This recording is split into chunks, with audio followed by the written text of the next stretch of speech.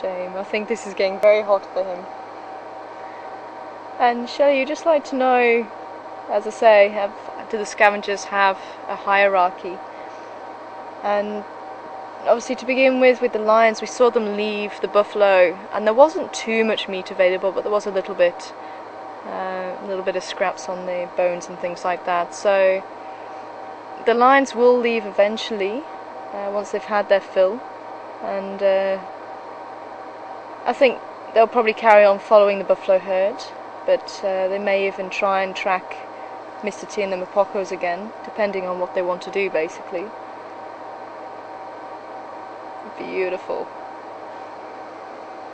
So it's a shame you can't see the comparison. I'll see if I can show you. We try and move opposite him again. I'll see if I can show you a sort of a comparison to where we are on Jigger. But he was sitting roughly 3 or 4 meters away from us. And remember, Jigger doesn't have a door.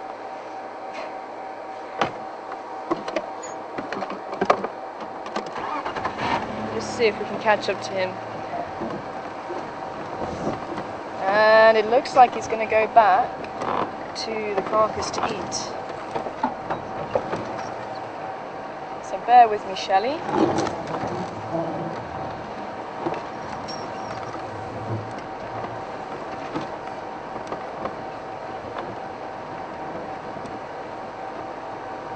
I'm just keeping a quick check on what's going on down at the carcass.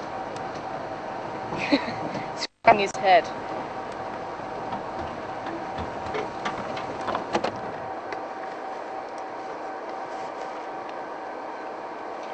Sorry folks, this is too good an opportunity to miss a picture.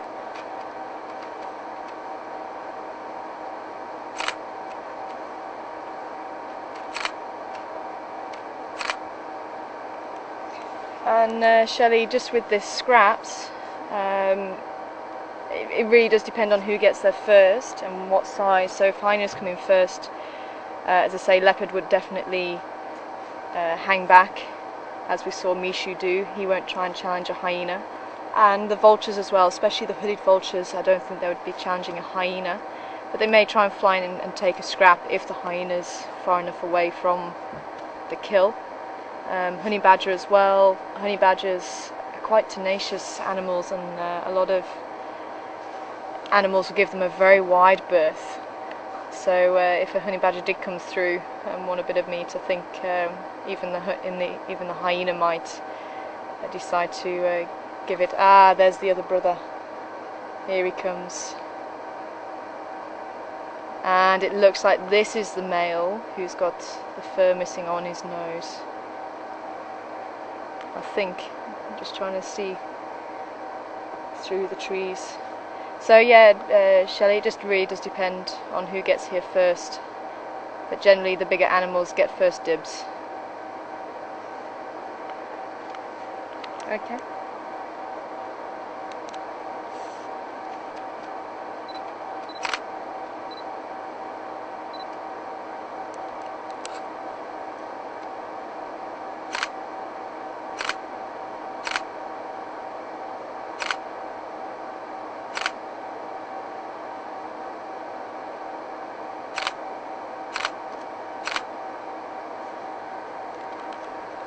Hi Marlene.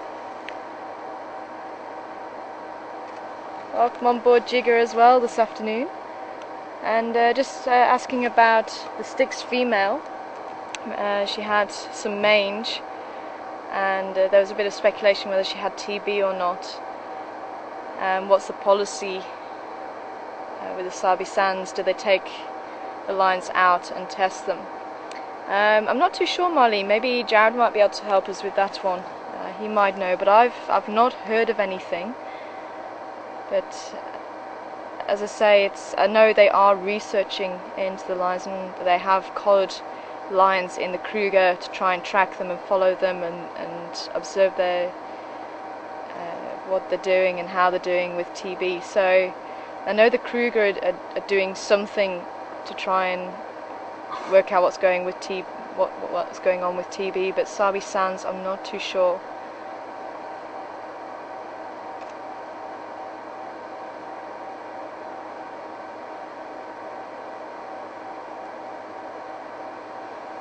Okay.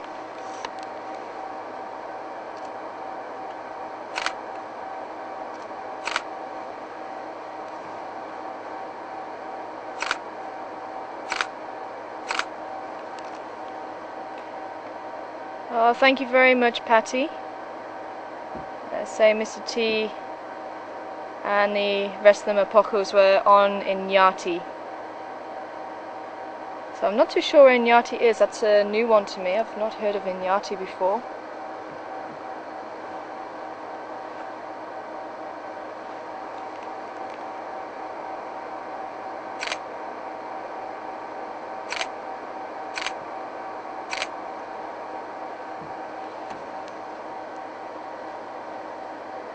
Okay, apparently Inyati is very close to Savannah, and very far in the west, and actually I think it was the Savannah was the one that I remember reading on the thread this morning, so they must have still carried on to the west then.